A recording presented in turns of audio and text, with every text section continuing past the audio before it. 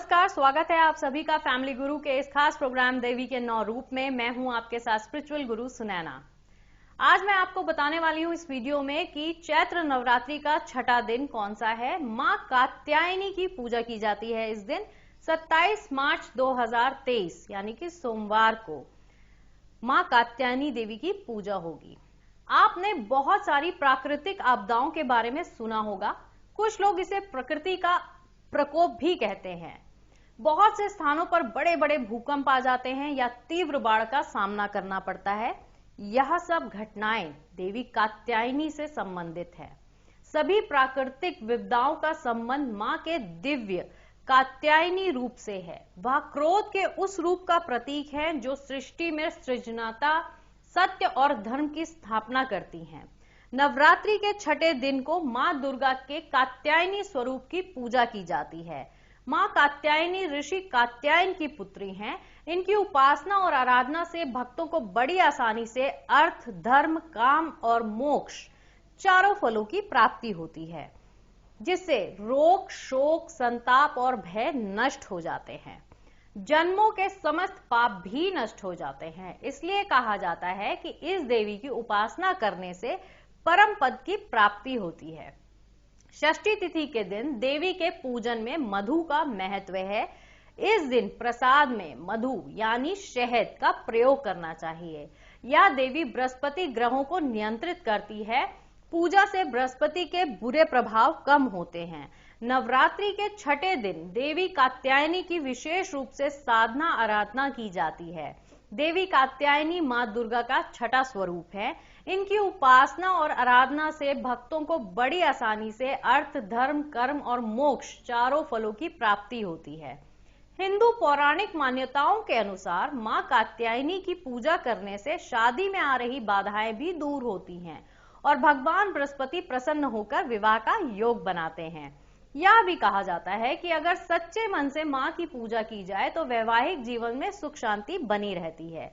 पौराणिक मान्यताओं के अनुसार माता कात्यायनी की उपासना से भक्त को अपने आप आज्ञा चक्र जागृत की सिद्धियां मिल जाती है। साथ ही वह इस लोक में स्थित रहकर भी अलौकिक तेज और प्रभाव से युक्त हो जाता है। मां कात्यायनी की उपासना से रोग, शोक, संताप और भय नष्ट तो होते ही हैं। मां कात्यायनी का रूप जो स्वरूप है वो अत्यंत चमकीला और भव्य है। इनकी 4 भुजाएं हैं।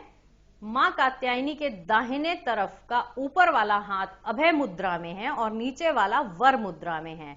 बाईं तरफ के ऊपर वाले हाथ में तलवार और नीचे वाले हाथ में कमल पुष्प सुशोभित है।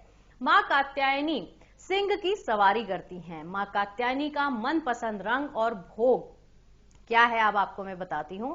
मां कात्यायनी को पसंदीदा रंग है लाल। मान्यता है कि शहद का भोग पाकर वो बेहद ही ज्यादा प्रसन्न हो जाती हैं। नवरात्रि के छठे दिन पूजा करते वक्त मां कात्यायनी को शहद का भोग जरूर लगाना चाहिए, बहुत ही शुभ माना जाता है। आइए बात करते हैं मां कात्यायनी की पूजा विधि के बारे में। नवरात्रि के छठे दिन षष्ठी को स्नान कर लाल या पीले रंग के वस्त्र पहने। सबसे पहले घर के पूजा स्थान में देवी कात्यायनी की प्रतिमा या चित्र स्थापित करें। अब गंगा जल से छिड़काव कर शुद्धिकरण करें। अब मां की प्रतिमा के आगे दीपक जलाएं। हाथ में फूल लेकर मां को प्रणाम कर उनका ध्यान करें। इसके बाद उन्हें पीले फूल, कच्ची हल्दी की गांठ और शहद अर्पित करें। धूप दीपक से मां की आरती उतारें। आरती के बाद सभी वे प्रसाद वितरित कर स्वयं भी प्रसाद ग्रहण करें। जो साधक कुंडलिनी जागृत करने की इच्छा से देवी आराधना में समर्पित हैं, उन्हें दुर्गा पूजा के छठे दिन मां कात्यायनी देवी की सभी प्रकार से विधिवत पूजा अर्चना करनी चाहिए।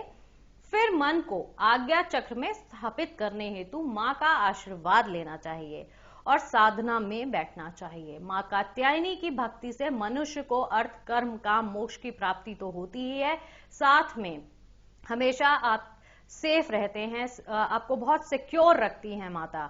दुर्गा पूजा के छठे दिन भी सर्वप्रथम कलश और उसमें उपस्थित देवी देवता की पूजा करें। फिर माता के परिवार में शामिल देवी देवता की पूजा करें जो देवी की प्रतिमा के दोनों तरफ विराजमान हैं।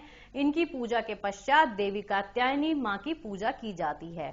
पूजा की विधि शुरू करने पर हाथों में फूल लेकर देवी को प्रणाम कर मंत्रों का ध्यान करना चाहिए।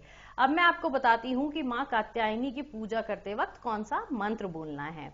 या देवी सर्वभूतेषु माँ कात्यायनी रूपेण संस्थिता नमस्तस्यै नमस्तस्यै नमस्तस्यै नमो नमः। देवी कात्यायनी की पूजा करते हुए आपने क्या महा उपाय करना है, ये मैं आज आपको बताती हूँ। यदि किसी व्यक्ति की शादी में तमाम तरह की अड़चनें आ रही हैं या फिर वैवाहिक जीवन में कोई समस्या है, तो आपने कात्यायनी देवी की पूजा वाले दिन ऐसे जातकों को माता की विशेष रूप से पूजा आराधना करनी चाहिए। आज के दिन मां कात्यायनी की विधि पूर्वक स्तुति करने से सुखद वैवाहिक जीवन का आशीर्वाद प्राप्त होता है और सभी मनोकामनाएं पूरी होती हैं। जिन साधकों को विवाह से संबंधित समस्या है, इस दिन मां की हल्दी की गांठ, जो गांठें होती हैं मां हल्दी की, वो माता को अर्पित करनी चाहिए। ऐसा करने से मां उन्हें उत्तम फल प्रदान करती है। तरक्की और लाभ के लिए नवरात्र में राशि अनुसार आपने उपाय करने हैं। जिन लोगों की आय अच्छी होने के बावजूद भी वह हमेशा पैसों के लिए परेशान रहते हैं, किसी ना किसी रूप में उन्हें कर्ज लेना पड़ता है और महीने के आखिरी में हाथ खाली हो जाता है। वहीं कुछ लोगों को बहुत मेहनत करने के बाद भी सफलता हाथ नहीं लगती है। उन्हें नवरात्र के शुभ अवसर का लाभ उठाना चाहिए और राशि अनुसार आपने क्या करना है वो अब मैं आपको बताती हूँ।